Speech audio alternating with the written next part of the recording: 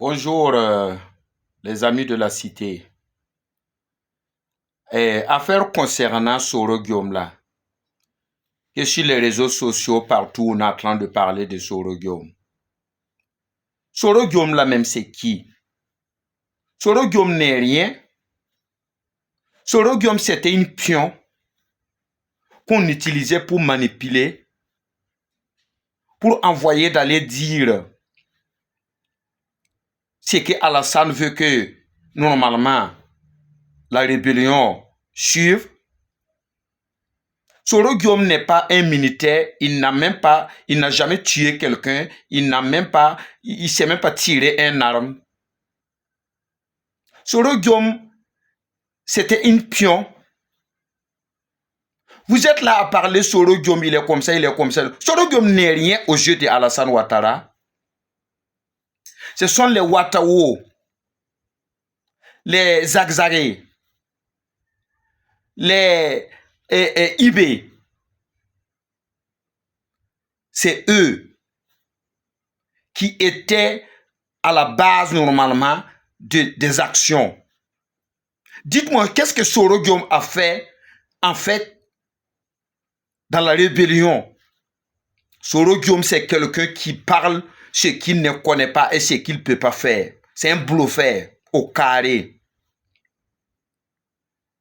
Vous criez, Alassane Ouattara même ne voit même pas Soro Guillaume. Soro Guillaume, c'est quelque chose, c'est un manipulateur, c'est tout.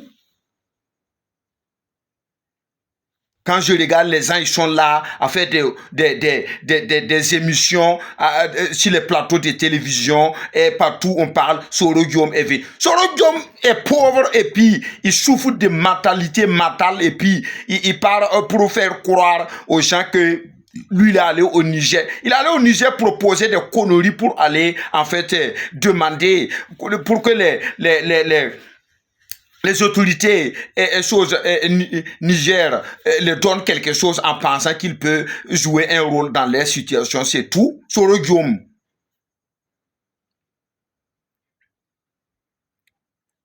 Peuple de la Côte d'Ivoire.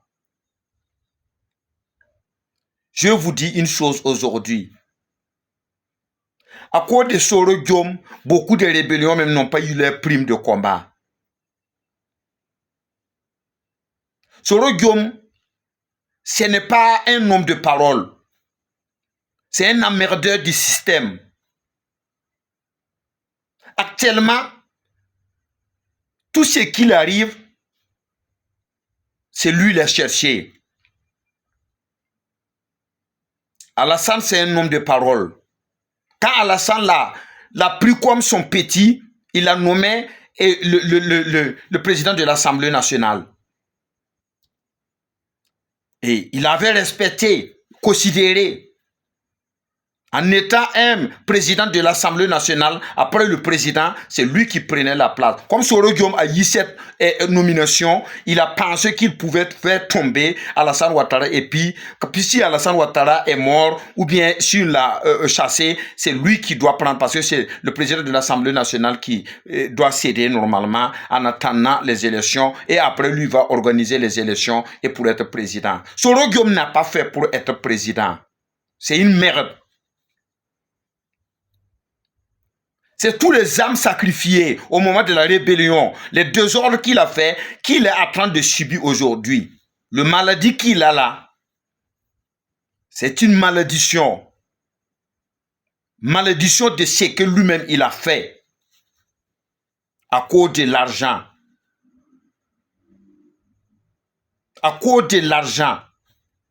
Même celui qui l'a fait venir, à chose, la rébellion pour être interprété là, Ibé, c'est lui-même qui a été à l'auteur même de tuer Ibé parce qu'il veut être seul. Il pensait que Ibé le gênait parce que c'est ce que je vous dis, l'Afrique, si tu fais sortir quelqu'un dans un puits, après il veut te jeter là-bas. Comme Ibé l'a mis dans le système, après maintenant, il trouve que Ibé, si Ibé est là, ça veut dire que lui, il est gêné, il ne peut pas devenir le président parce qu'il avait une vision de faire descendre Alassane et personne ne pouvait pas oser parce qu'il avait peur de Ibé. On a assassiné Ibé. Aujourd'hui, si Soro Guillaume est dans ses problèmes, il est mourant, au lieu de rester dans son coin, c'est la Côte d'Ivoire qu'il veut détruire. Mais je vous dis, peuple Côte d'Ivoire, si vous essayez de croire que Soro Guillaume peut venir jeter un trouble dans le règne d'Alassane Ouattara, je ne vous flatte pas. Ce que vous avez vu, ce qui est passé, vous n'avez rien vu d'abord. Parce que Alassane Ouattara ne recule jamais. Il obtient ce qu'il veut. Depuis quand il est petit jusqu'à aujourd'hui. C'est pas à ce moment que Alassane va avoir peur. Oh, vous ne connaissez même pas Alassane Ouattara. Vous jouez avec le feu. C'est un homme intelligent. Il vise loin. Il ne rate pas son cible. Et son balle ne tombe pas à terre sans toucher son cible. Oubliez le mort-vivant qui est là, qui promène partout. Il était en Europe. Quel discours il n'a pas pris là-bas concernant Alassane Ouattara? Qu'est-ce qu'il a pu faire? C'est aujourd'hui encore, votre pays est en train de prendre la CAN 2024,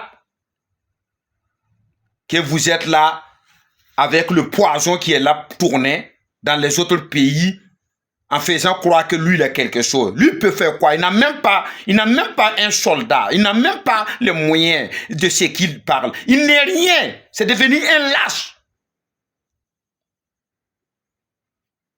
Tournez la page et laissez les conneries.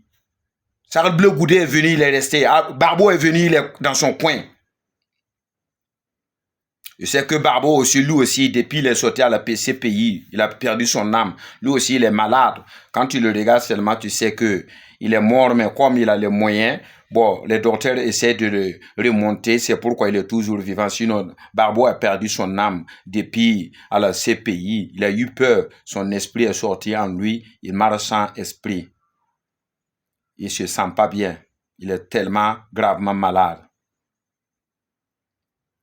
Donc, je vous préviens, peuple de la Côte d'Ivoire, ne souhaitez jamais que ce que vous avez traversé là revient encore, parce que quand ça va être, ça serait plus grave à chaque fois que ce que vous avez vu. Mais je prie Dieu et les ancêtres pour qu'ils vous aident, pour que vous preniez des décisions vraiment positives. Oubliez le laclar qui a fait ses conneries et aujourd'hui il assume ses responsabilités et ses conséquences. Avancez avec votre pays et laissez derrière l'histoire ancienne qui n'a pas abouti à la réalisation de rien. La Côte d'Ivoire, sauf verser le sang sur le sol et tuer les êtres humains. Ah, mais si vous souhaitez encore un trouble, ça c'est malheureux. C'est malheureux. Que Dieu aide la Côte d'Ivoire et son peuple. Merci. Merci.